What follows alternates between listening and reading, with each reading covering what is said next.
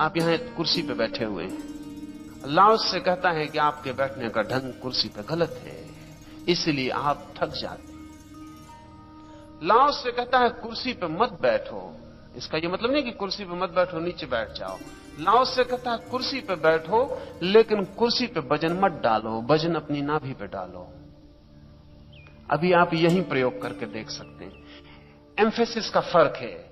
जब आप कुर्सी पे वजन डाल के बैठते हैं तो कुर्सी सब कुछ हो जाती, आप सिर्फ लटके रह जाते हैं कुर्सी पर, जैसे खूंटी पर कोट लटका हो। खूंटी टूट जाए, कोट तत्काल जमीन में गिर जाए। कोट की अपनी कोई केंद्रीयता नहीं है, खूंटी केंद्र है। आप कुर्सी पे बैठते हैं लटके हुए कोट की तरह। लाओस से कहता आप थक जाएंगे, क्योंकि आप चेतन मनुष्य का व्यवहार नहीं कर रहे और एक जड़ वस्तु को सब कुछ सौंपे दे रहे हैं। लाओस से कहता है कुर्सी पे बैठो जरूर, लेकिन फिर भी अपनी नाभि में ही समाये रहो। सब कुछ नाभि पे टांग दो और घंटों बीत जाएंगे और आप नहीं थकोगे। अगर कोई व्यक्ति अपनी नाभि के केंद्र पर टांग के जीने लगे अपनी चेतना को, मानसिक थकान विलीन हो जाएगी। एक अनूठा ताजापन उसके भीतर सतत प्रवाहित रहने लगेगा।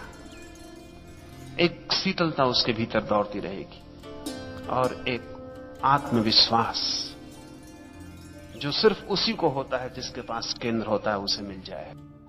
तो पहली तो इस साधना की व्यवस्था है कि अपने केंद्र को खोज लें, और जब तक नाभि के करीब केंद्र ना आ जाए, ठीक जगह नाभि से 2 इंच नीचे, ठीक नाभि भी नहीं, नाभि से 2 इंच नीचे, जब तक केंद्र ना आ जाए तब तक तलाश जारी रखें और फिर इस केंद्र को स्मरण रखने लगे। सांस लें तो यही केंद्र ऊपर उठे, सांस छोड़ें तो यही केंद्र नीचे गिरे।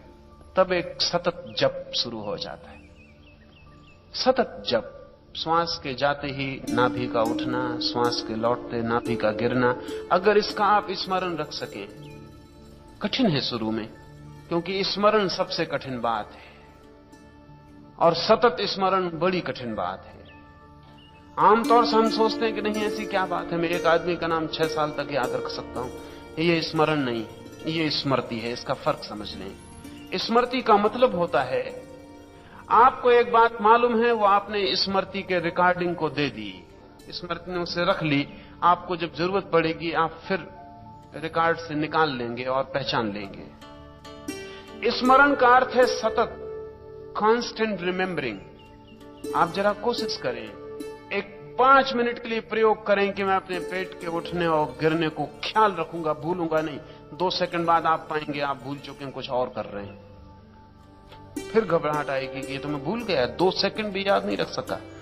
श्वास अभी भी चल रही है, पेट अब भी हिल रहा है, लेकिन आप कहीं गए। फिर लौटा लाएं अपने स्मरण को। अगर आप निरंतर प्रयास करें तो धीरे धीरे धीरे धीरे सेकंड सेकंड आपका स्मरण बढ़ेगा। और जिस दिन आप कम से कम 3 मिनट सतत मुतबातिर, एक क्षण को भी बिना चूके, 3 मिनट कोई लंबा वक्त नहीं, लेकिन जब प्रयोग करेंगे तब आपको पता चलेगा कि 3 साल से भी लंबा मालूम पड़ेगा। एक दफे भी चूके नहीं, 3 मिनट केवल, तो आपको पता चलेगा कि अब आपको केंद्र का ठीक ठीक अनुभव होना शुरू हो गया। और तब सब शरीर अलग और केंद्र अलग झलकने लगेगा। और यह केंद्र ऊर्जा का केंद्र है। इससे जो संयुक्त है उसकी महिमा अपार है, क्योंकि वो निरंतर अनंत ऊर्जा को उपलब्ध कर रहा है। तो एक तो सतत स्मरण रखें नाभि के केंद्र का, और उसके आसपास ही अपनी चेतना को परिभ्रमण करने दें। वही मंदिर है, उसकी ही परिक्रमा जारी रखें। कुछ भी हो जाए, क्रोध हो, घृणा हो, वैमनस्य हो, ईर्षा हो, दुख हो, सुख हो, लाओस से कहता है हर हालत में कुछ भी हो, पहला काम नाभि पे लौटने का करें, फिर दूसरा काम कुछ भी करें।